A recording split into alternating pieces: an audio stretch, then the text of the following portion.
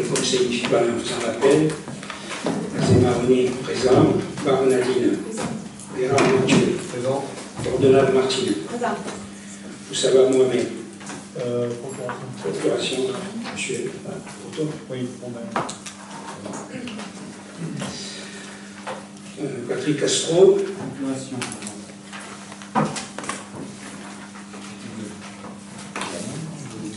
Gilles Combe. Alexandre Thiel-Pérou. Martine de la Douaman. Présent.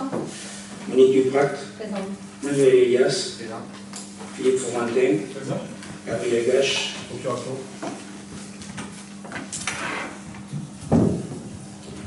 Gisèle Gali. Présent. Chantal Gavin. Présent. Claudie Guillon. Présent. Cathy Warbeau. Présent. Chantal Lavalle. Présent. Philippe Bioré. Présent. Joël Massacrier. Présent. Excusez-moi, c'était Céline Delhomme parce que j'avais déjà noté qu'elle avait donné procuration à Daniel Kiensa. Annick Mélina. Présent. Philippe Robin. Présent. Julie Sabi. Présent. Pascal Tatiboué. Présent. Tessier Joël. Présent. Vincent Daniel. Présent. Terrier Marie. Présent. Et Joséphine Tempest. Présent.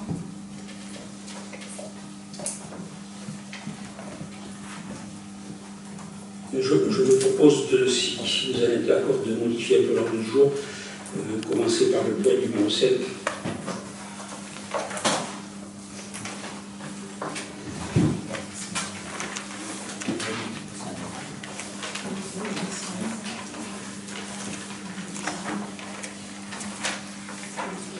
Il faut que je nomme le secrétaire des séances Cathy Warbeau quand même.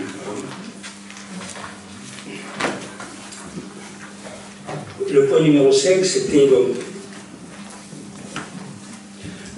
donc à l'occasion des 80 ans de M. Henry Fields, l'Union sportive de basketball et la commune d'Auterive souhaitent le remercier et le saluer pour son dévouement et sa carrière sportive reconnue. Moi-même, j'étais un supporter de l'équipe d'Antibes qui jouait la Coupe d'Europe dans les années 69, je pense, 68-69. Et il est installé à Auterive depuis maintenant un certain nombre d'années. Il a créé le club USA, Union Sportive Auterivaine. USA, ça rappelait, je pense, quelque chose. USA. En 1997, il a lancé l'école de basket. Depuis, il initie les enfants des écoles primaires à son sport et entraîne des équipes et organise des stages lors des vacances scolaires. Et pour tout cela, on le remercie.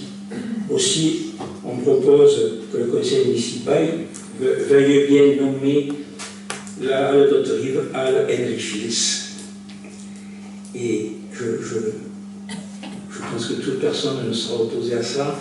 C'est vrai qu'on a fait un peu les choses dans le désordre, puisque normalement ça aurait dû passer à conseil, mais comme tout le monde voulait que ce soit un petit secret pour qu'il ait sa surprise pour ses 80 ans, on a fait comme ça, je pense qu'on ne peut pas trop nous en vouloir. Donc pour cette dénomination de la salle Henry Fields,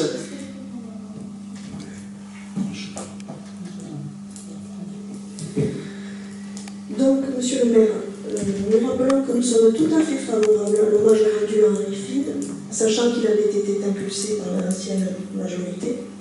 Par contre, nous déplorons, il y a des involtures avec lesquelles la majorité a mis ce dossier. Vous auriez dû, même si vous deviez tenir secret le nom, vous auriez dû passer la délibération avec un acte de principe. Voilà. Rien ne vous permet de donner le nom à un lieu public sans le passer au conseil municipal. Donc je me suis entretenue avec M. Phil dans le conseil municipal. J'ai eu la nouvelle présidente du basket, Valérie Sambre, à qui on a expliqué. Et nous, les élus de Ensemble Continuons d'Agir, on ne prendra pas part au vote, parce que cette délibération est illégale. bien, je vous remercie pour votre participation au débat. Je peux. Justement, on voulait faire que ce soit de cette note un moment heureux. Et je pense que Madame Tenza, 72 heures avant, les élus de l'opposition ont été invités. 72 heures avant. Vous trouvez ça normal? Ça faisait 3 mois que vous connaissiez la date. Écoutez, la date a été tellement mal choisie que moi-même je n'ai pas pu y assister, parce que j'avais quelque chose de prévu depuis très longtemps pour ce jour-là. Oui. Alors, franchement, c'est des petites balles de rien, ça, qui ne vous honorent pas. On va faire un hommage à Henri Phil, et c'est pour ça qu'il est là. Il nous a fait la gentillesse de venir. Et ses amis basketteurs.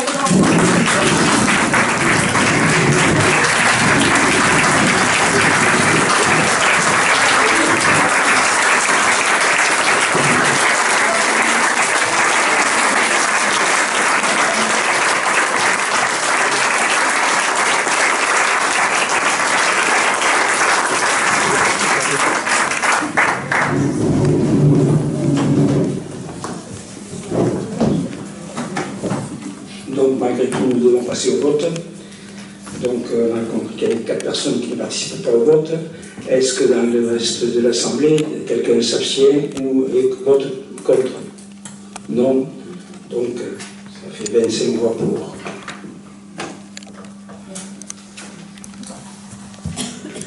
Donc, on avait commencé par ça, et c'est pour ça, pour ne pas vous obliger à rester jusqu'à là. Donc, vous êtes libre, bien sûr, de quitter la salle quand vous le souhaitez. À moins que vous ayez un mot à dire, ou quelqu'un peut faire une suspension de séance.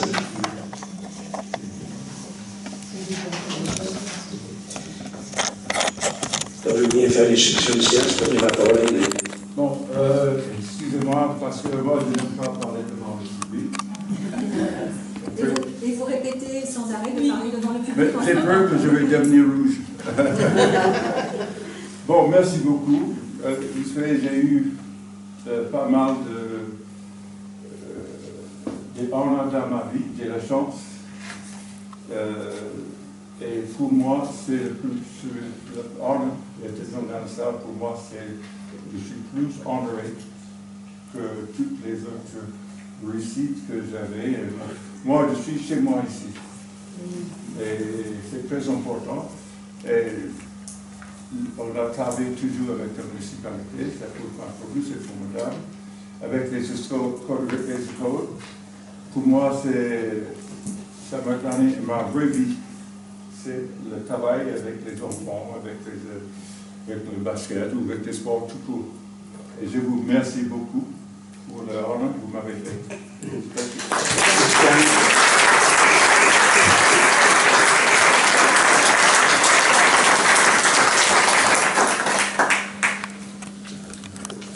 Bien, nous allons reprendre le cours normal du Conseil.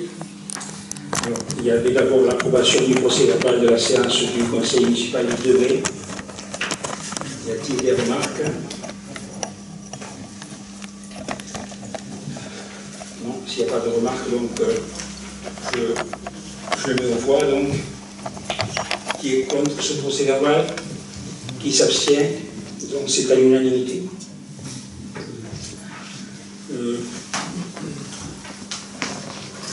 Je le donne. Merci.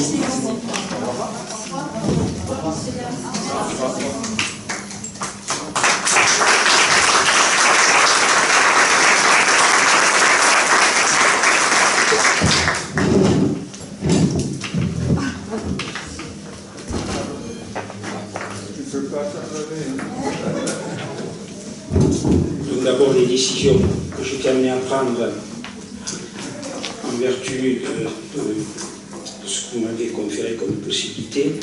Alors c'était donc d'abord la seule d'ailleurs cette fois-ci, la restauration extérieure de l'église de la Madeleine numéro 1, maçonnerie gros œuvre, un avenant au contrat de travaux. C'est pas un avenant au contrat de maîtrise d'œuvre, mais au contrat de travaux, qui concerne la révision de Solène et couverture des bacs côté nord et sud de la nef, ainsi que la révision des chenaux découverts Fuyard, avec l'entreprise Selle. Et donc, c'est pour un montant de 17 070 € hors taxe. Et donc, vous informez en même temps que la date prévisionnelle de fin des travaux était repoussée au 30 juin 2018.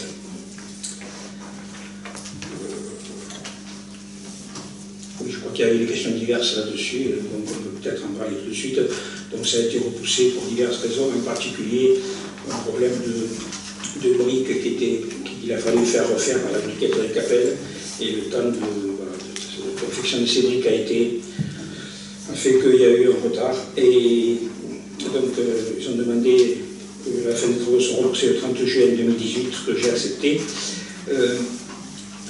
Sachant que c'était quand même 30 juin 2018, c'était au départ, ça correspondait aux 14 semaines de travaux qui avaient été prévus, et en fait qui avaient été ramenés ensuite à 11 semaines, mais on sentait bien que 11 semaines c'était pas possible dans tous les cas. Donc, travaux terminés au 30 juin 2018 pour ce qui est de la rénovation extérieure, et on mettra ensuite en œuvre tout pour la rénovation intérieure dès que ces travaux sont finis. On en reparlera donc en conseil, puisqu'il y aura forcément des délibérations pour les demandes de subvention au conseil départemental.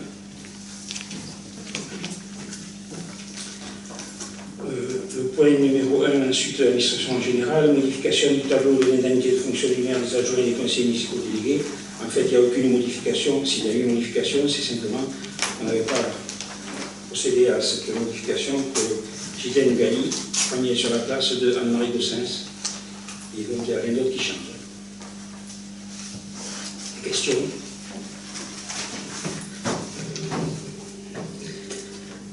Pourquoi seulement aujourd'hui vous nous présentez ce tableau? Vous auriez dû nous le présenter le 28 mars.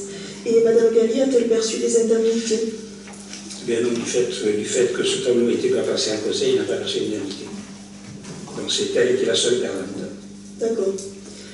Et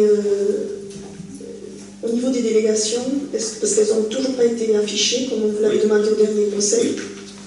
Elles sont encore elles sont à la sous-préfecture actuellement. Il y a eu des modifications, mais elles ne sont pas encore affichées. Dès qu'elles sont totalement officialisées, on les affiche. Il y a eu des modifications, 2 modifications. Oui, exactement. Ça veut dire qu'elles ont encore... C'est d'accord, été non. Tout à fait. Ok. Ça fait 5 mois que vous êtes en place. Vous exagérez un peu. Ah oui. 3 février, 6 juin. Ça fait 5 mois.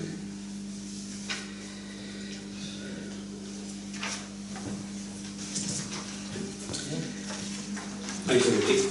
Donc, qui est contre cette modification du tableau des effectifs et qui s'abstient? Personne. Tout le monde est pour.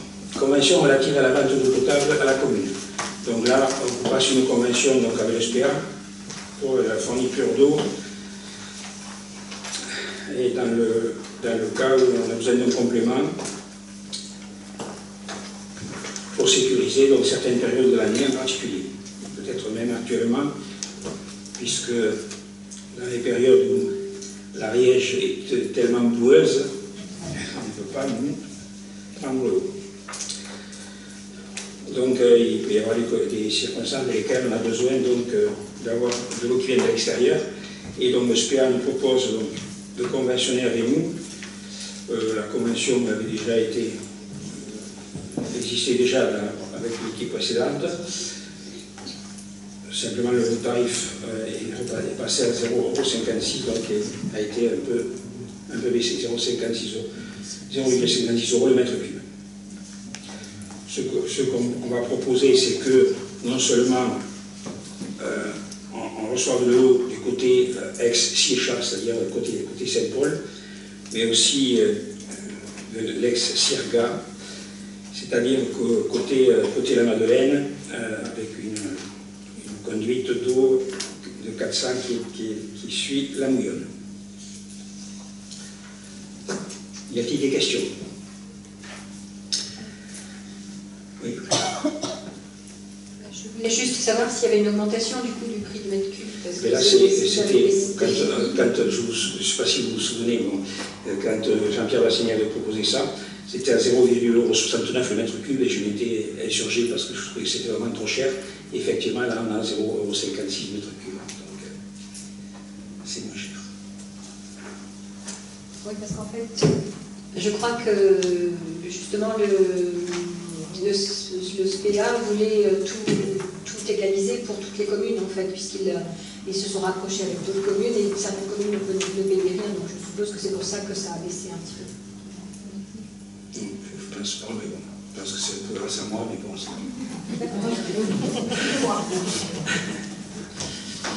bonne fois. Donc, d'accord pour cette convention, tout le monde à l'unanimité, merci. Alors ensuite, il s'agit de la participation au groupement de commande pour la restauration scolaire. Bon, là, vous avez compris qu'il y avait du changement du fait que la communauté de communes n'a pas la compétence de restauration scolaire. Je croyais l'avoir, mais en fait, non, mais elle n'a jamais eu en fait. En fait, c'était une fausse compétence restauration scolaire. Et donc tout a été, suite à la fusion, donc tout a été retravaillé et effectivement, étant donné que ça se passait, il ne pouvait pas avoir la compétence puisqu'il y avait plusieurs communes qui étaient indépendantes, tout ça. Et à partir de là, donc, on propose une autre solution, c'est que toutes les communes qui utilisent actuellement cette restauration donc, se regroupent pour participer au cahier des charges et donc au marché. Donc la liste des communes, je pense qu'elle n'est pas marquée, donc la liste des communes en fait qui vont participer, mais c'est parce qu'il y a tout, il y a les maires, donc il y a tout, donc M. Bourrin sera le président de la communauté de communes, parce que la communauté de communes elle participe pour les livraisons de repas à domicile, dans la commune d'Oragne, la commune d'Haute-Rive, ensuite Caujac, Grazac, puis Daniel,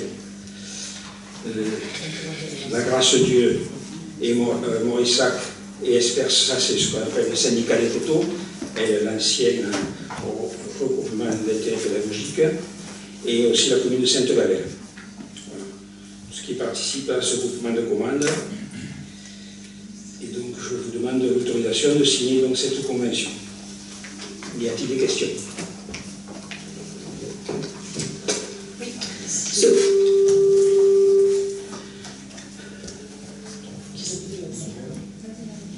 Ce groupement de commandes, Monsieur le maire, va-t-il tenir compte des articles de la loi alimentation votée le 31 mai 2018 à l'Assemblée, et notamment de l'article 11 qui prévoit à l'horizon 2022 50% de bio? Tout à fait, puisque le cahier des charges va être, c'est nous qui allons construire ce cahier des charges, et le cahier des charges, bien évidemment, qui tiendra compte de tout ça. Pour ça aussi, les circuits courts. Non, on pose cette question puisque en préambule, c'est marqué, c'est afin d'obtenir des tarifs de repas scolaires les plus intéressants.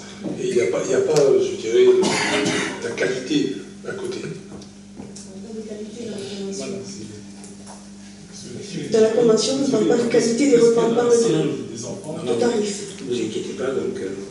Et d'ailleurs, je pense que vous avez la possibilité au niveau de la communauté de communes de participer à la commission, et participer à la commission en tant qu'élu.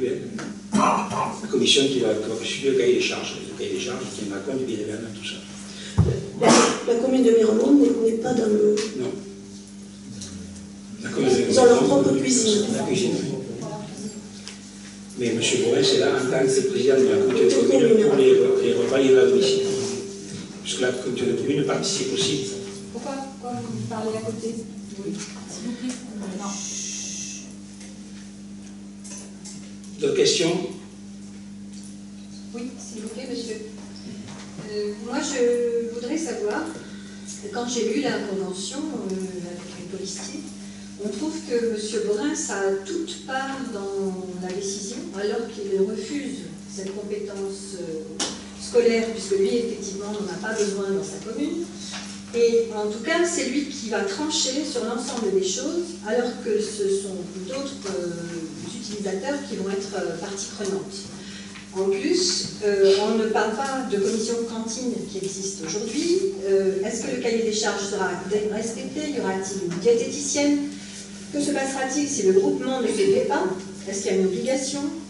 Est-ce qu'il pourra y avoir aussi une extension à des communes hors interco? Enfin, tout ça, parce que du coup, c'est plus intercommunal. Donc, pourquoi ne pas extrapoler et avoir d'autres participants? Parce que la cuisine centrale, j'imagine que ça pourra l'intéresser d'aller livrer partout où ils peuvent livrer. Donc, voilà. Est-ce qu'il y a... Est-ce que je peux répondre? Oui, pardon. Peut-être qu'il y a beaucoup de questions maintenant. Non, mais si après, si tu me poses plusieurs questions là-dessus, je risque de les oublier, tu comprends.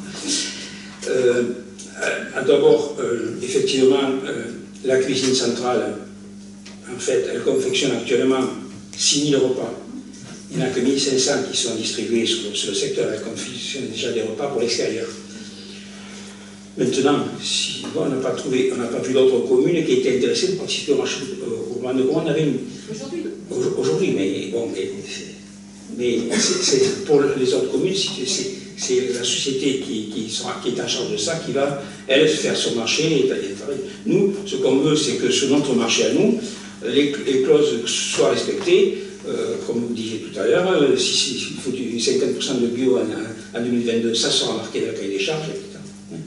Et de faire appel toujours au circuit court, tout ça sera marqué sur le cahier des charges, et c'est en plus de cahier des charges que l'entreprise répondra au marché. Oui, ça je comprends bien. De toute façon, ça a toujours été comme ça, donc ça ne change pas. Mais moi, ce qui m'interpelle vraiment, c'est l'interco se décharge de sa compétence, parce que quand même, depuis, quand est-ce que ça a été construit, la cuisine centrale, ils ont toujours eu cette compétence scolaire. Les communes alentours qui font partie de l'interco s'en servent, il y a du portage à domicile, et d'un coup, il s'en défait, mais en même temps, dans sa convention, c'est lui qui est décisionnaire de surtout. À part sur le cahier des charges, parce qu'effectivement, il prendra... Il est décisionnaire de rien du tout, puisque la commission d'appel d'offres, M. Bourrin, il fait partie de la commission d'appel d'offres, mais il n'est pas seul dans cette commission. Hein. Oui, mais enfin, il est bien marqué qu'il tranchera s'il y a un problème à trancher. C'est lui qui tranche, c'est pas ceux qui sont concernés. Moi, ça me gêne. Alors, est-ce qu'il y a marqué qui doit trancher là? Je fais autre chose. Je vais pas terminer. Non, simplement, c'est la communauté de communes qui organise le marché. Il faut bien qu'il y ait quelqu'un qui fasse le travail. Hein. Parce que c'est un travail que la communauté de communes fait pour toutes les communes sans rémunération ni rien. Donc, bénévolement. Ah ben, c'est vraiment très gentil de leur part. Mais, en même temps, je veux dire, on pouvait très bien imaginer un groupement rien qu'entre nous, rien qu'entre ceux qui ont besoin de cette cuisine centrale, et de travailler différemment. Et justement, là, de mettre en avant le bio, la qualité, le rapprochement, etc., etc. Alors que là, moi, je ne le sens pas. Voilà. Il est bien marqué, en cas de partage égal des voix, le président de la commission a voix prépondérante. Le président de la commission de l'appel d'offres, c'est M. Demange, c'est pas M. Bourrin. Oui, M. Demange, il est Venerc. Il est Vernet, dommage, parce que Venerc, ils n'ont pas besoin de cuisine centrale non plus. Hein. Non, mais il faut écouter. Non, mais voilà. En fait, je dis notre sentiment. Monsieur le maire, s'il vous plaît. Vous dites qu'il n'y a pas d'autres candidats, mais pourquoi la qualité de cette cuisine centrale, la qualité des repas, ça n'attire pas les personnes pour venir? Ben écoutez, ils arrivent à faire quand même 6 000 repas, donc il y a même des personnes qui mangent. Pourquoi monsieur le maire de Miremont n'y est pas avec sa commune et de mange? Là, je ne voudrais pas remonter à l'époque Bassiani, mais je vous signale que... Non mais, obligé. Pourquoi cette cuisine centrale a été construite? Parce que Haute-Rive n'avait plus les moyens de rénover ses 3 cantines. C'est ça, donc hein, il ne faut pas s'en prendre à M. Bourrin à ce sujet. Il était à ce moment-là même pas vice-président de la communauté de communes. Donc non, c'est un mauvais procès là que vous faites, là, franchement. Non, personnellement, il ne faut pas se tromper dans ce que je dis. Moi, je ne fais pas un procès à M. Bourrin, je dis juste que le président de la communauté de communes, pour moi, n'a rien à voir dans ce groupement. Alors effectivement, il propose une aide administrative, mais il me semble que ceux qui peuvent faire partie de ce groupement, avec tous les maires qu'il y a, ils sont tout à fait capables de gérer un marché, un appel d'offres et un cahier des charges. Voilà. après. Si M. Borins prend la cuisine centrale pour sa cuisine à l'école, ben oui, il peut faire partie du groupement, mais comment il peut être décisionnaire et trancher alors qu'il n'est pas utilisateur? Là, tu insistes là-dessus, mais où est-ce que tu vois qu'il tranche? C'est l'article 4.7. Vas-y, lis-le. Commission d'appel d'offres. En cas de partage égal des voix, le président de la commission. Ah oui, commission, pardon, tu m'as répondu. Non, oui, Voilà, tu as répondu, il me semble. Excuse-moi. Mais bon. Sans Haute-Rive, ce groupement ne pourrait pas exister. Prenez-le, vous, monsieur le maire d'Haute-Rive.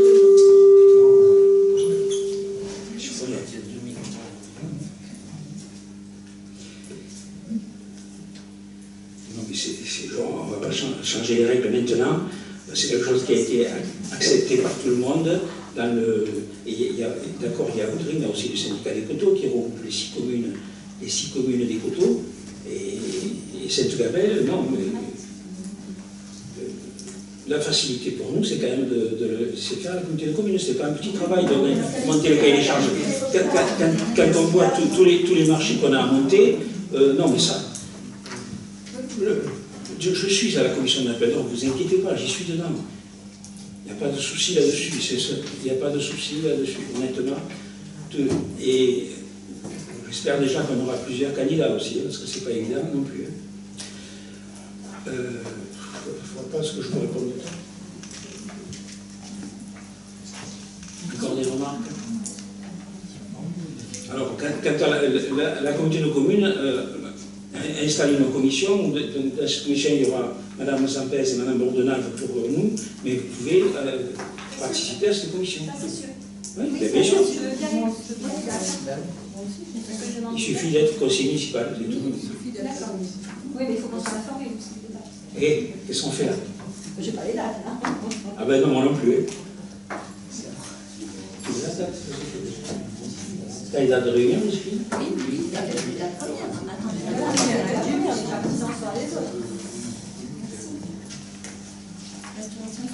lundi 11 de 14h à 17h. 11 juin? Oui. Oui. À l'ancien niveau. Voilà. 14h à 17h.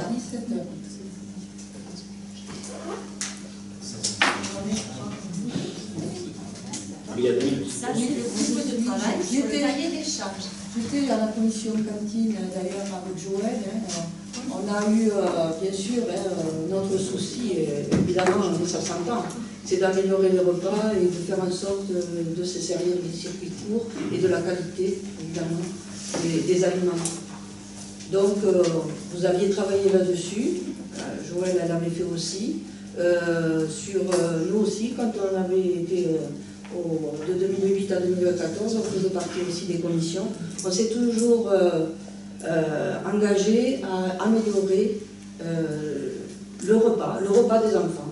Certes, peut-être, alors moi, ce que j'avais entendu, donc les petites communes, quand même, il y avait des repas qui étaient très très très appréciés, et nous, ici, à Haute-Rive, ça a été toujours une difficulté. Alors, peut-être qu'il y a, au-delà de la qualité, au-delà des circuits courts, et au-delà de tout ce qu'on peut apporter en bio, il y a peut-être la difficulté de servir des repas aussi dans une ambiance, peut-être avec des rythmes, voilà, parce que, vous l'avez dit, Haute-Rive est une grosse commune, et on ne peut pas peut-être comparer une petite commune avec une petite salle de restauration à 20 élèves, et nos services avec des agents qui sont très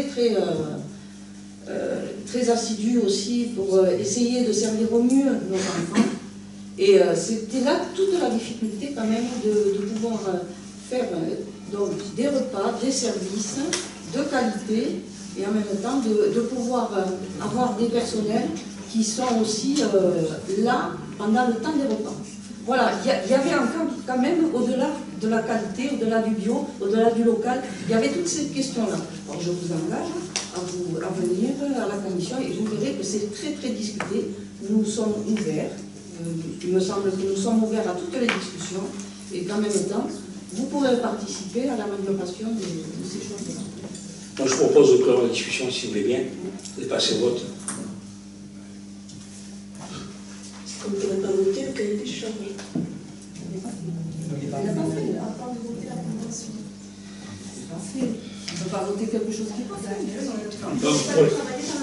Donc oui, donc, on ne peut pas travailler dans l'autre sens. Vous comprenez bien qu'il fallait d'abord préparer ça avant de pouvoir préparer le cahier des charges.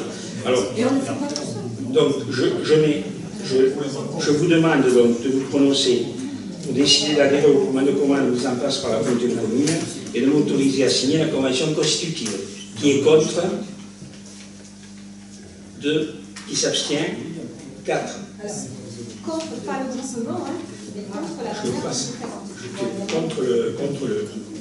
Pas contre le groupement, hein. Ben si. Moi, je suis d'accord, mais c'est vraiment...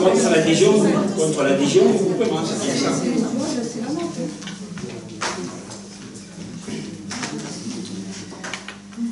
Sur la piscine municipale, modification du règlement intérieur. Alors, donc, au niveau des conditions d'ouverture, on précise que les dates d'ouverture seront définies chaque année dans la réunion de la commission. Et sur l'article 2, conditions d'entrée dans l'établissement, le premier week-end de la saison, un tarif réduit sera appliqué à l'ensemble des usagers. Et puisque jusqu'à maintenant, il y avait une gratuité le premier week-end, mais on s'est aperçu malheureusement que c'était ingérable. Et donc, on propose de remplacer la gratuité par un tarif réduit. On retrouvera les tarifs tout à l'heure, donc on en reparlera. Y a-t-il des questions? Des votes contre? Est-ce qu'aujourd'hui on a la date d'ouverture ou pas? Oui. Le 7. 7 juillet. Merci. Des votes contre, des abstentions, à l'unanimité.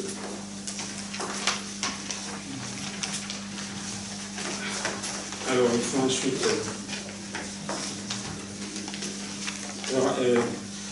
examiner donc, le rapport annuel de l'exercice 2017 du service de l'eau de notre prestataire. Donc, vous l'avez reçu, quelle remarque vous faites, si vous en avez? Et sinon, on dit que tout le monde a bien vu le rapport. On passe à la suite. Non? Des questions? Non? Bon, moi, j'avais quand même remarqué personnellement qu'au niveau du pourcentage donc,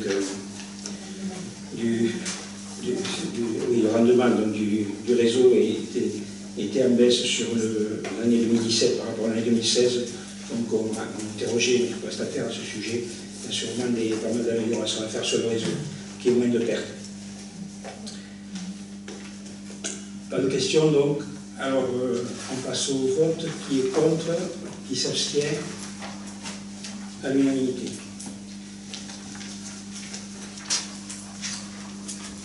Alors, on propose la création de 2 commissions extra-municipales.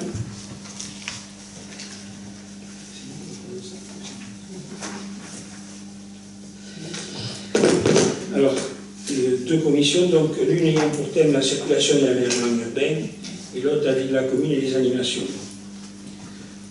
Alors, on a marqué dans la délibération de fixer normalement en participant à ces commissions à 16 personnes maximum. Bon, mais je pense qu'il ne faut pas le mettre ce maximum parce que, vu déjà les candidatures qui arrivent, je pense que ça ne faudrait peut-être pas le limiter à 16. Alors, est-ce que vous me proposez quelque chose? Oui, nous, on voulait proposer une quarantaine de personnes. C'est ce que vous avez fait quand vous avez travaillé les rythmes scolaires en remettant le mercredi matin en classe. Donc, pourquoi pas, ça s'était bien passé, il me semble, et c'est enrichissant parce que du coup, on a un panel intéressant. Alors, si c'est peut-être pas 40, 30 au moins, quoi, parce que 16, c'est trop petit, ça c'est sûr.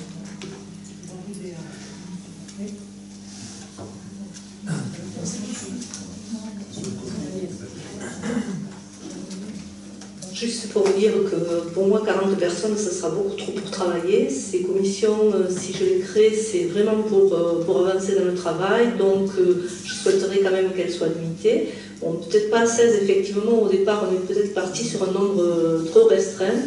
Et on se rend compte que beaucoup de personnes sont intéressées par ces thèmes. Donc moi, ce que je vous propose, c'est peut-être de limiter le nombre d'élus, hein, on ne va pas y aller tous, mais par contre, laisser un petit peu plus ouvert sur nos usagers et nos habitants. Donc si on est 25 personnes au maximum, je pense qu'on arrivera tout juste à travailler. Donc au-delà, à mon avis, ça sera beaucoup plus compliqué.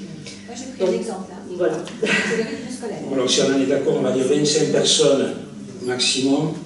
Quand le nombre d'élus est déterminé, moi je proposais 8. Donc 5 de la majorité, 2 d'un centre continuant d'agir et 1 de Ville-Soleil. Alors on n'est pas, donc bien sûr on ne va pas fixer le nombre de personnes aujourd'hui, donc on fera appel aux candidatures pour les habitants de notre rive par nos moyens de communication habituels, comme le site, Facebook, les panneaux, le magazine. Le magazine ne sera pas, il faut faire avant que le magazine passe. Le forum, oui, le forum, au dernier moment, le forum. Il fallait que mi-septembre, on soit prêt donc, à travailler. Pour les élus, si vous voulez nous donner des noms, sinon on peut donner plus tard aussi, comme vous voulez. Un par commission. Non, mais j'ai juste une question. Ah oui, pour chaque commission. Ouais. Pour chaque commission. Alors, pour la commission aménagement urbain, Chantal Laval, Nadine Brava. Et pour la commission animation, Chantal Laval et Julie Sabi. Les usagers, comment il faut qu'ils procèdent pour... Ils sont candidats auprès de moi et D'accord. on va trouver de meilleures solutions. Auprès de vous, il faut qu'ils soient courriers. Il y a quelque chose qui rage de ça? Oui. Voilà.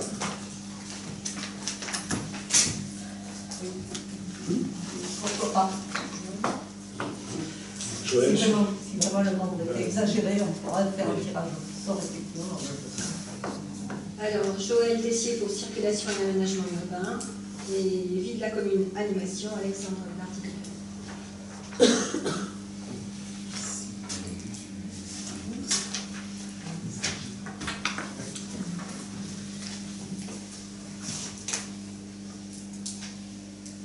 donc pour l'installation de ces commissions, Oui, pardon, j'ai juste des petites questions, mais peut-être après l'installation. C'était par rapport au fait de savoir combien de fois par an elle sera réunie, ou combien de fois par semestre, ou par mois. moi je pense qu'au début elles vont se réunir assez souvent quand même. Sinon, et après, on n'a pas fixé, si vous voulez, Si René me permet, ça dépendra de l'avancement des projets et effectivement de la capacité à travailler du groupe. Donc ça peut être beaucoup plus fréquent que ce que tu ne penses, ou moins fréquent si on arrive à avancer dans des conditions normales.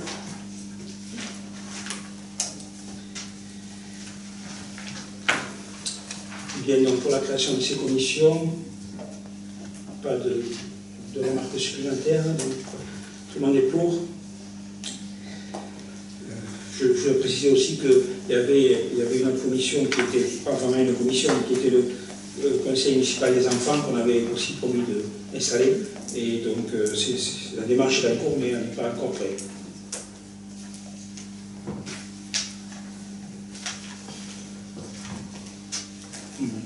Le point suivant, donc,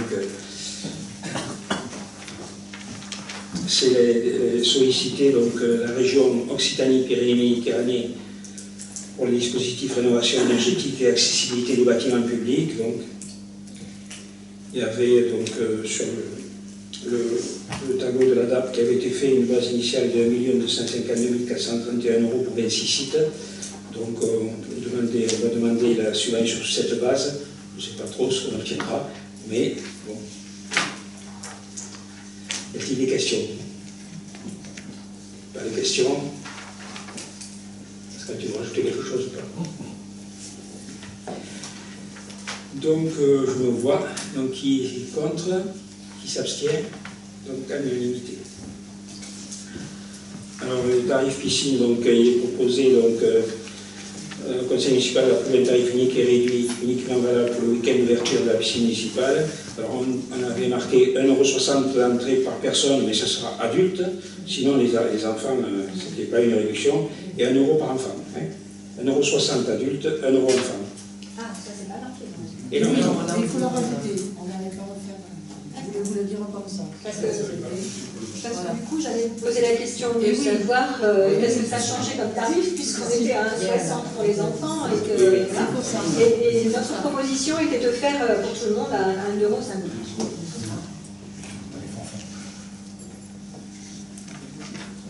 Oui, ouais. On peut dire 1 € pour tout le monde, je suis assez d'accord, parce que de toute façon, ça sera plus facile à avancer. Et il y a quand même moins d'adultes que d'enfants. Donc on propose 1 € pour tous.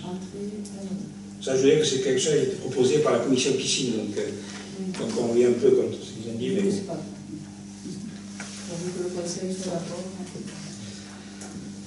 Alors l'accord sur 1 € pour le tarif pour tout le monde pour ce jour-là, 7 juillet.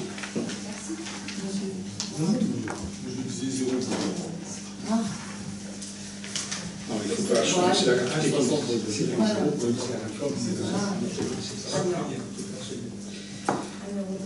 Les logements des anciens. Tout le monde est d'accord sur la référendum sur les classements des logements, donc.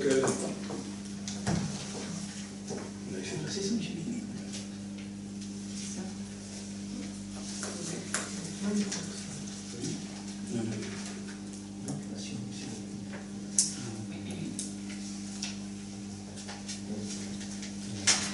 Donc il est proposé au conseil municipal de déclasser les 10 logements pour la location en logement du domaine privé communal selon les conditions de droit commun par la conclusion d'un nouveau bail d'habitation selon les dispositions de la loi donc 89-462 du 6 juillet 89.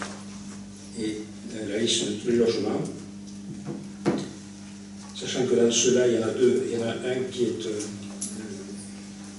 le 7E, premier Zola, qui avait été déjà classé logement d'urgence par l'ancienne municipalité. Et l'autre, c'est lequel? C'est celui où elle était Madame Vieux, c'est lequel? Le 3, Émile Zola, qu'on souhaite aussi affecter au logement d'urgence. Tous les autres étant loués avec un bail classique. Enfin, ils ne sont pas tous actuellement loués avec un bail classique, mais qu'on va louer un bail classique à partir de maintenant. Des questions? Oui. En fait, vous auriez dû nous donner les deux catégories de logements, ceux qui étaient dans les enceintes des groupements scolaires et ceux qui sont indépendants. Parce que le formalisme n'est pas le même. Voilà. Donc pour nous, pour le groupe, le 8 bis rue Michelet pose un problème, le 7C rue Émile Zola pose un problème, le 7D rue Émile Zola pose un problème, le 7E il a été classé, donc je le retire. Il faut faire un autre formalisme qu'un déclassement par une simple délibération. Le 8 bis rue Michelet, il est dans le groupement scolaire, les autres aussi, ils sont dans le groupe scolaire, donc on ne peut pas les déclasser comme ça. Il faut l'avis du représentant de l'État, il faut l'avis du rectorat, il faut faire une désaffectation. Et il faut faire, voilà, donc ils ne sont pas tous classés dans la même catégorie. Donc je pense qu'aujourd'hui, ce point à l'ordre du jour, il n'est pas complet, il n'est pas travaillé, et qu'il faut le retirer et le retravailler. Parce que sinon, vous allez vers des amis avec le contrôle de l'égalité. Et pour info, M. Vignal, syndicat national des secrétaires de mairie, février 2018, vous avez toute la marche à suivre.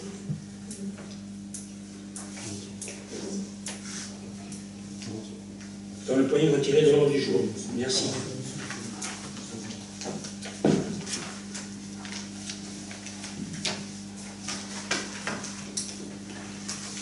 Et donc la suite, bien sûr, est liée.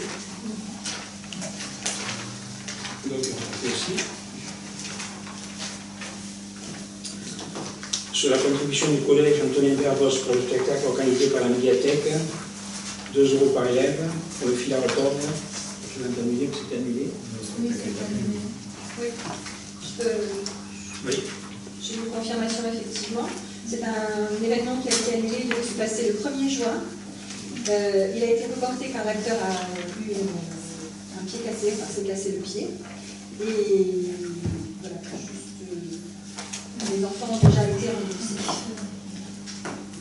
Donc on le retire aujourd'hui. Alors peut-être que ça on va le garder. Subvention exceptionnelle au club d'escalade Auto-Divin. Donc en fait le club d'escalade participe à la fête du sport qui aura lieu le 7 juillet. Comme cette fête ne se passe pas au gymnase du collège où il y a la mur d'escalade, ils souhaitent donc louer un mur et pour pouvoir faire l'animation. Philippe, tu veux dire quelque chose? Oui, si vous avez besoin de précision. Donc, la fête des sports sera organisée cette année le 7 juillet sur la zone d'activité proche de la médiathèque. Et le mur d'escalade sera dans l'enceinte de la médiathèque pour raison de sécurité parce qu'il doit être installé la veille au soir. On avait déjà fait cette opération avec le RMSA l'année passée. Oui, c'était voilà, à côté de la salette, installé à côté de la... Donc ça coûtera 630 € et on propose donc d'en prendre en charge la moitié, 330 €. Y a-t-il des questions? Tout le monde est d'accord? À l'unanimité. La subvention exceptionnelle à l'USA Basket, donc vous avez compris, c'était pour les frais de réalisation de la plaque et de l'enseigne par l'entreprise FUSA Autorive. Et donc c'est un montant de 1000 €, arrondi à 1000 €. Des questions? À l'unanimité. Tu veux parler, Cathy?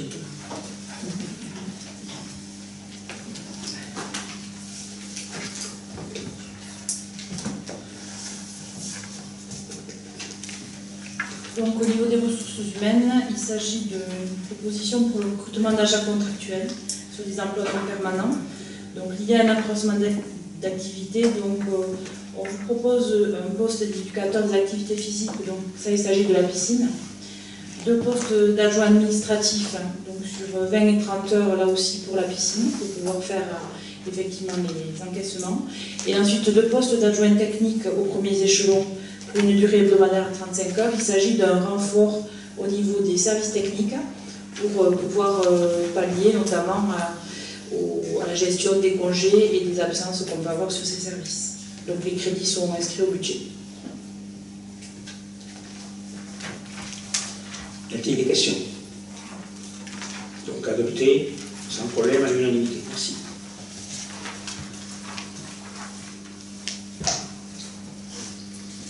Alors sur le point suivant, donc concernant les nombres de représentants du personnel sur les comités techniques, sur le CHSCT, comité hygiène, sécurité et conditions du travail, et le vote des représentants de la collectivité. Donc nous avons des élections professionnelles qui ont lieu à cette fin d'année, et donc il fallait effectivement qu'on se prononce pour pouvoir fixer les conditions qui vont être liées à la représentativité au niveau de ces instances.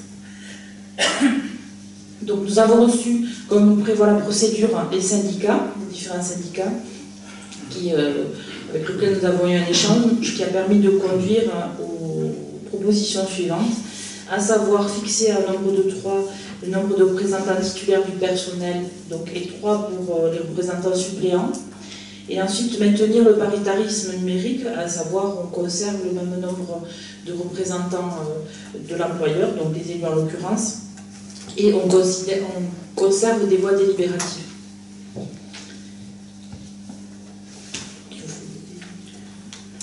Il y a des questions, donc on vote. Qui est pour? Pardon. Alors dans la même veine, donc, puisque nous devons désigner de la même façon le nombre de représentants au sein du comité technique, qui est l'autre instance nécessaire puisque notre collectivité, effectivement, au regard de son nombre d'agents, doit disposer d'un comité technique qui lui est propre. Alors pour fixer ces conditions, on a pris l'état des lieux, je dirais, de l'effectif au 1er janvier 2018, donc qui s'est levé à 168 agents, qui permet de déterminer notamment les listes électorales. Et il est proposé donc de fixer à 5 le nombre de représentants titulaires de personnel et à 5 le nombre de représentants suppléants, et de maintenir de la même façon que pour le CHSCT le paritarisme numérique, et de conserver effectivement la voix délibérative pour la collectivité. On est resté sur le même nombre que ce qui se faisait jusqu'à présent, parce qu'effectivement, en échangeant avec les membres du comité technique et du CHSCT, il semblait qu'en termes de représentants, ça leur semblait suffisant et qu'ils n'ont pas exprimé le souhait d'avoir plus de représentants, notamment au niveau du CHSCT. Des questions? Passe au vote, donc qui est contre, qui s'abstiennent.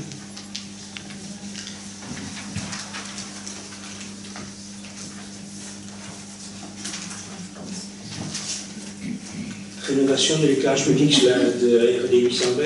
Est-ce que Philippe, tu veux intervenir dessus? Donc, nous avons monté un dossier que nous avons présenté au SDEG suite à une réunion. Nous avons fait une demande pour le remplacement et la rénovation de 31 d'éclairage public le long de la RD 820. Et plus 3 autres ronds-points au giratoire impasse du Roi, plus la fourniture et la pose d'une horloge astronomique pour radiopiloter ces éclairages.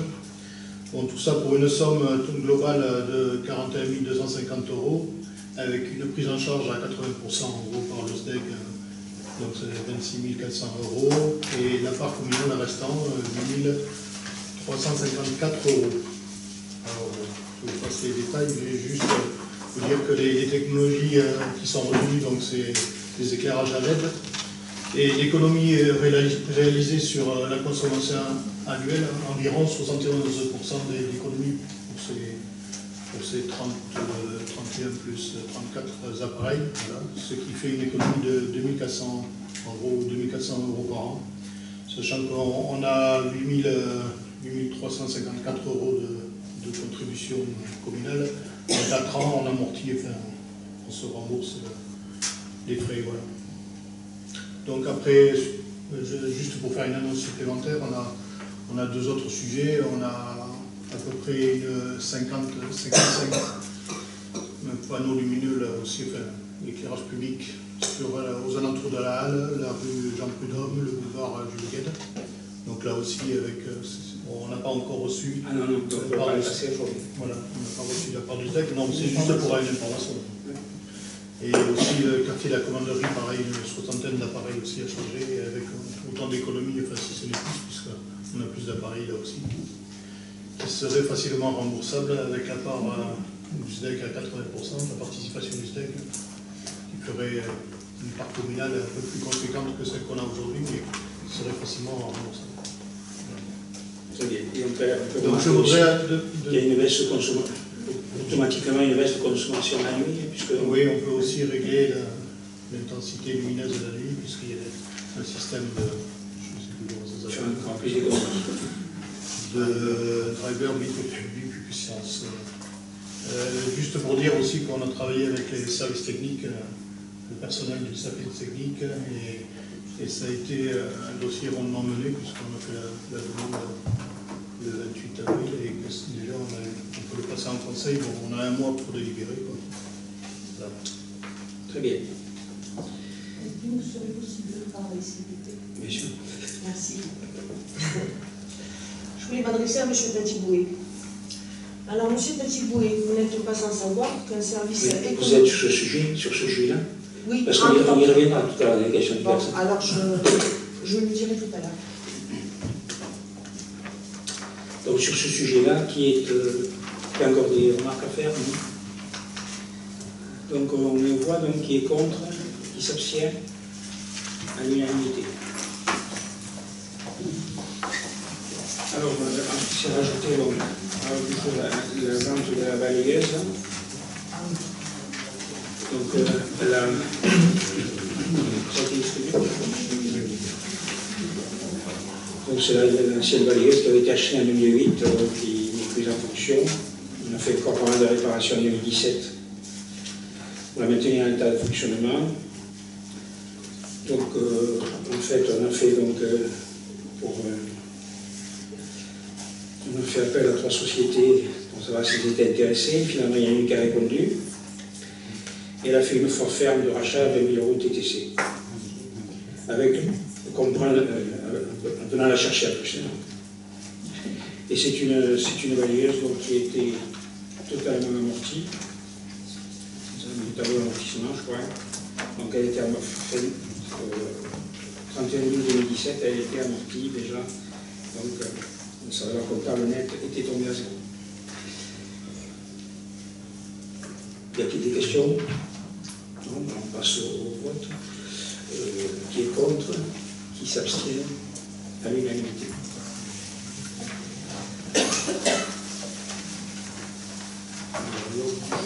Terminé, mais il y a des questions diverses, très diverses à faire.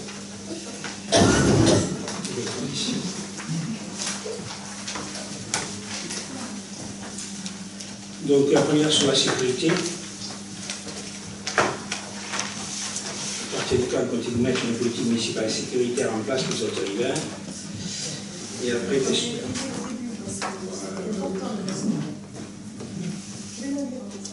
non, je vais la lire. Je l'ai écrite pour moi, je la lis. Monsieur le maire, suite au vandalisme et incivilité, le seul vandalisme et plusieurs incivilités, sur le territoire de la commune dans la dimension 27 000, voiture incendiée, poubelle dévastée et incendiée, je suis d'accord. Agression, par contre là, je sais pas, vous avez eu les agressions. À partir de quand comptez-vous mettre une politique municipale sécuritaire en place pour les autres riverains? Et je continue à lire, donc, je vous parle petit à petit. Concernant le lien social que vous envisagez à partir de septembre, avez-vous des communes de référence qui ont utilisé ce process en matière de sécurité et quelles sont les statistiques et surtout les résultats? Pouvez-vous nous dire de même l'origine et le dysfonctionnement des caméras de vidéoprotection? Sont-elles à nouveau opérationnelles ou pas? Alors, je dois dire que j'ai pris un arrêté, mais comme d'habitude, ça prend du temps. Il ne sera opposable que demain.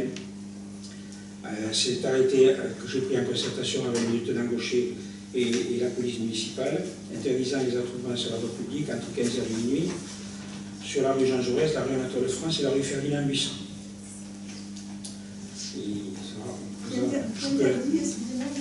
Alors, interdit les attroupements, c'était pas écrit tout à fait comme ça, je vais dire exactement ce qui est écrit. À compter de la date exécutoire du présent arrêté municipal, qui j'espère sera demain, parce que ça commence à m'agacer, les retards.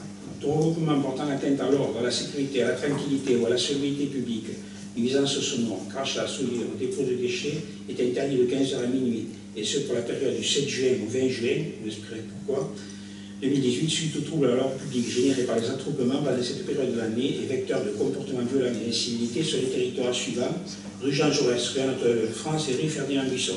Alors pourquoi on peut prendre ces arrêtés? Il faut forcément une limite de durée et un périmètre. Voilà ce que j'ai proposé.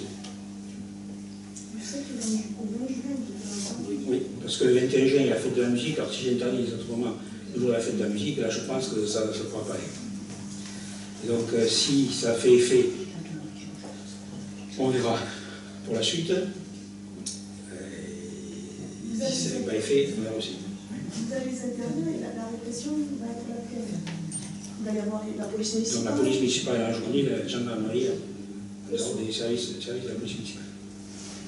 C'était entendu avec le lieutenant Gaucher quand le service qu'on l'a rédigé. Et d'autre part, on a programmé une réunion du CLSPD le 28 juin à 15h. Et donc j'invite un membre de chaque liste à participer, ce qui, je vous ferai remarquer, n'était pas le cas dans l'ancienne équipe, mais je sais que c'était pas tout. Qui participera éventuellement à ce CLSPD? 28 juin à 15h, ok. Madame Barre? Oui. Madame Tessier, monsieur Tartier.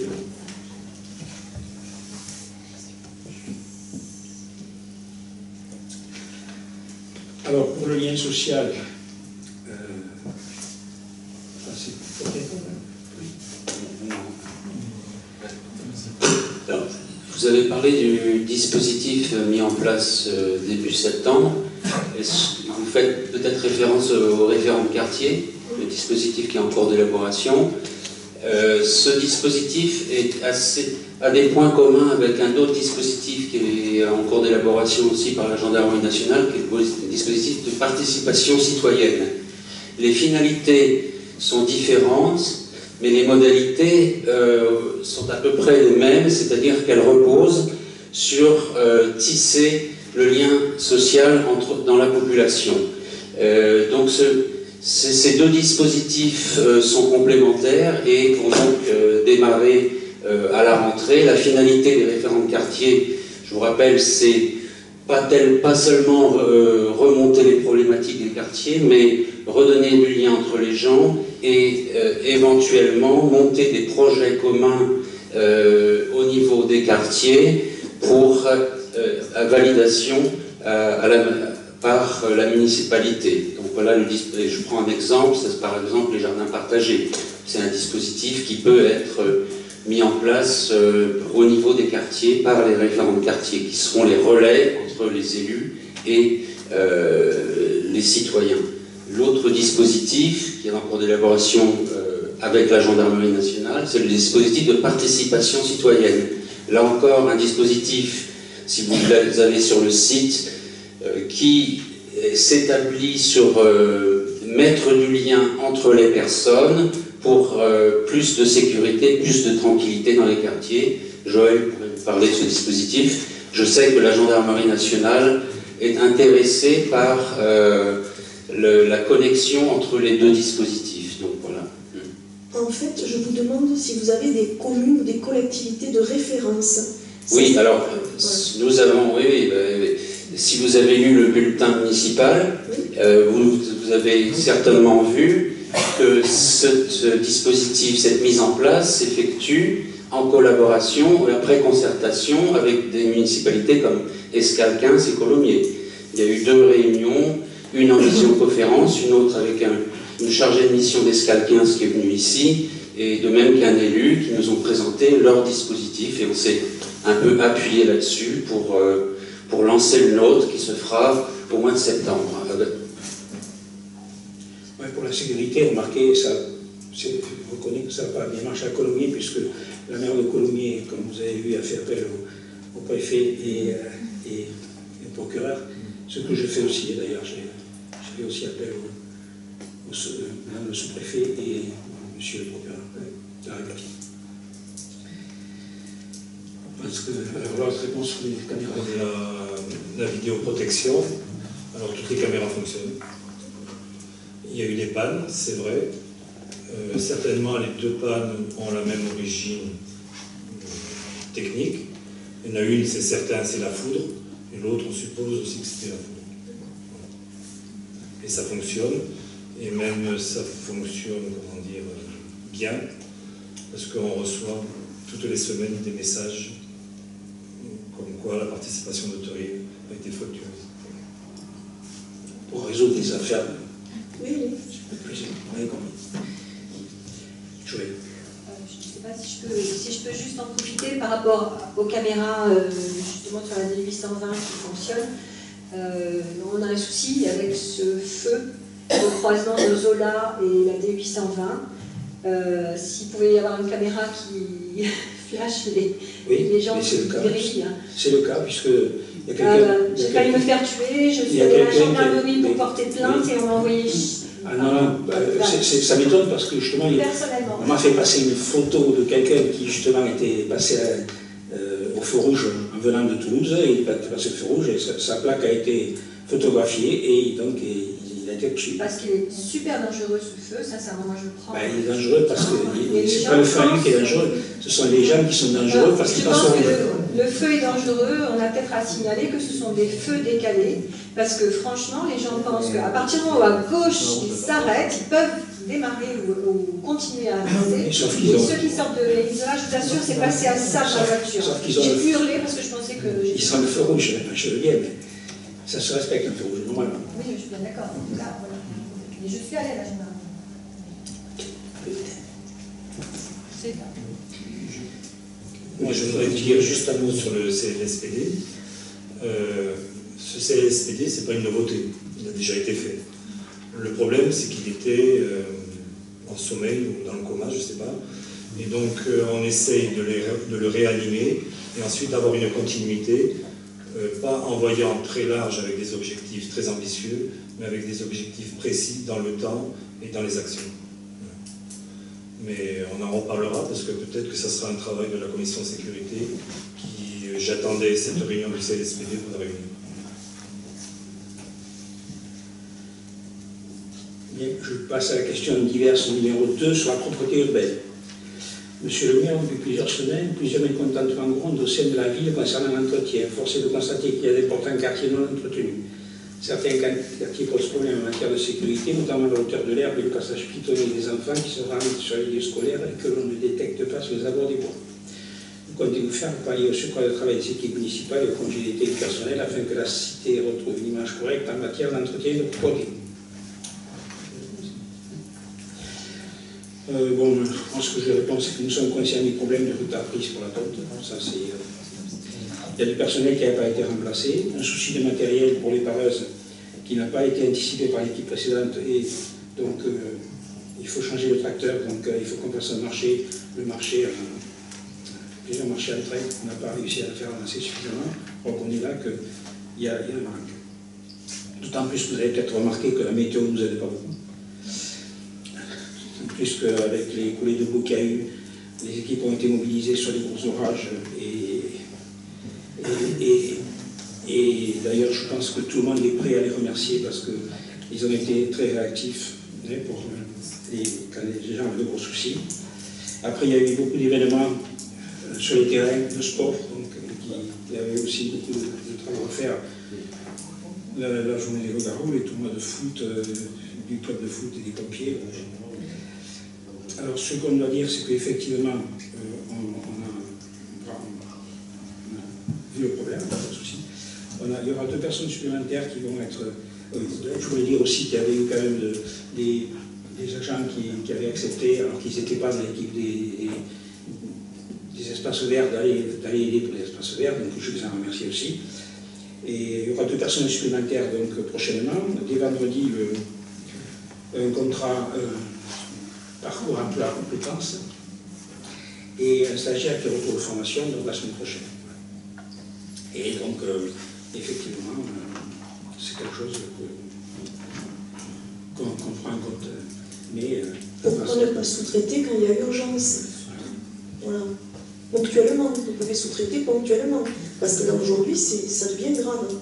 Alors, pour votre information, j'ai reçu un mail aujourd'hui, place du Maréchal Leclerc, ruelle de la salle des prières, 2 grandes poubelles, containers collectifs qui n'ont pas été vidés depuis plus d'1 semaine. Alors ça n'a rien à voir avec la tonte. Ça vous le signaler. Mais je crois que là, dans ces cas-là, tout le monde sait que c'est la communauté de communes qui ramasse les poubelles, et donc peut-être qu'il faut le signaler à la communauté de communes. Peut-être que ce n'est pas la peine de passer pour Madame Barre pour téléphoner à la communauté de communes. Ouais. Moi, si on avait appelé ça, je n'aurais même pas pris le truc, j'aurais dit appeler à la communauté de communes. Pas non plus. Mais les élus, il y en a à la communauté de communes aussi. C'est la question numéro 3. Monsieur le maire, pouvez-vous nous indiquer pourquoi la première tranche a trop autant de retard? Les mises en œuvre, pardon. Nous exposer toutes les mesures prises pour la commission. On a répondu tout à l'heure. Sur l'action sociale, monsieur le maire, pouvez-vous nous indiquer pourquoi l'adjointe en charge du social refuse de recevoir certains usagers en détresse qui la sollicitent sous prétexte qu'elle ne gère que le logement? Là, si je comprends bien, la personne en question a été reçue. Donc, peut-être que cette question a été posée trop tôt. Elle a été reçue, elle a forcé la porte, oui. Elle a été reçue, elle a forcé la porte du bureau de Madame Mélina. Il y avait Madame Tenza, vous étiez présente. Elle a forcé la porte. Vous avez annulé le rendez-vous sous prétexte que vous vous occupiez que du logement. Elle est quand même venue et elle a forcé la porte. Vous l'avez reçue parce qu'elle a forcé la porte. Elle a été reçue, on a géré son problème. Je vous assure que vous allez être d'accord, je pense, avec nous. C'était pas quelque chose de facile. Je l'ai reçue 2 fois, moi 3 fois peut-être même. Je l'ai eu au téléphone. Alors, Il y a des personnes qui appellent pendant 3 semaines pour avoir des rendez-vous avec Mme Mélina et elle ne les prend pas sous prétexte qu'elle ne s'occupe que du logement. Ce serait bien qu'elle s'exprime. Parce que pour le reste, elle doit passer par l'assistance sociale aussi. Moi, les rendez-vous que je prends, c'est mon secrétaire qui les prend. Hein. C'est pas moi qui les prends en direct. Le secrétariat prend les rendez-vous. Nous sommes sur des dossiers humains. Voilà. Oui, donc, je pense honnêtement qu'humainement, on s'est bien occupé de ce cas et que, franchement, vous savez vous-même que ce n'est pas un cas facile. Hein. Alors,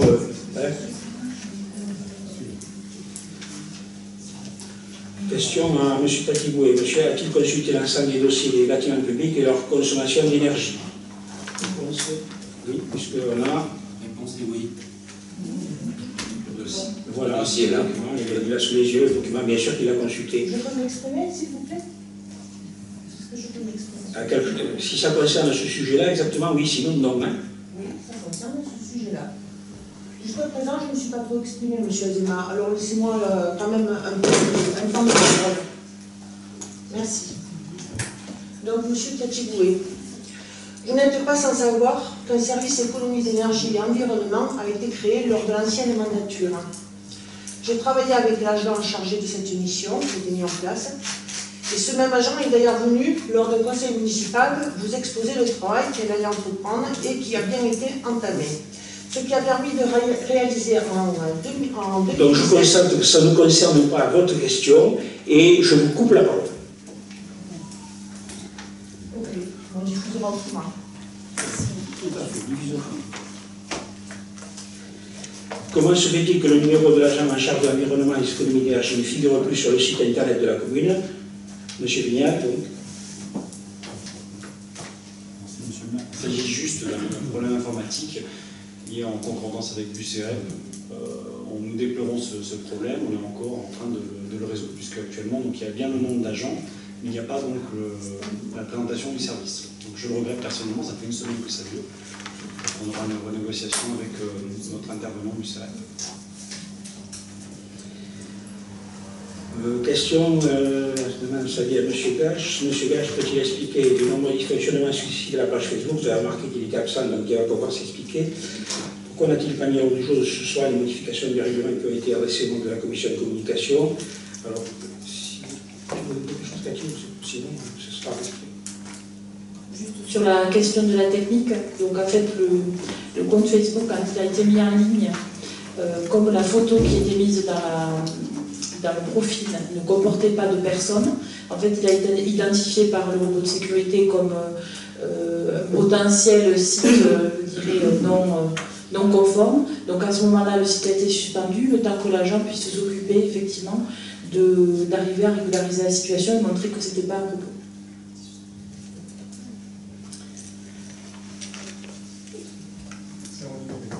Oui, c'est en lien, je ne coupe pas la parole de suite.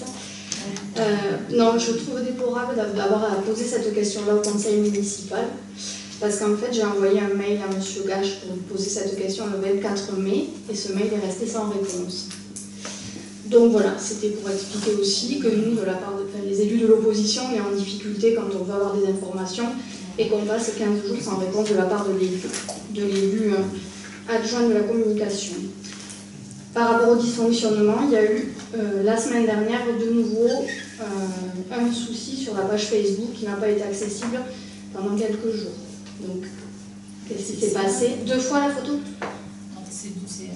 Je réponds sous couvert des informations que je possède, donc excusez-moi si je ne peux pas être plus précise, mais en effet, les 2 fois, c'est le souci parce que la première fois, quand elle a été suspendue, en fait, on a demandé une validation d'identité, l'agent a fait les démarches nécessaires, mais en fait, c'est toujours cette question du fait qu'il n'y ait pas d'identifiant sur la photo. Donc, il a été de nouveau, effectivement, suspendu. Je ne peux pas vous donner plus de précision. C'est simplement pour pouvoir répondre aux personnes qui nous interpellent aussi en dehors. Et par rapport aux modifications, est-ce que vous savez où on en est, s'il va y avoir une nouvelle commission de travail ou si...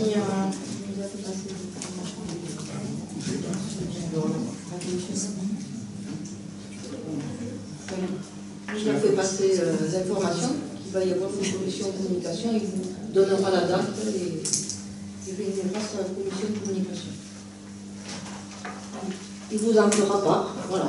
Pour l'instant, on va en faire. Bien, ceci clôt le conseil. Bonne fin de soirée à tous.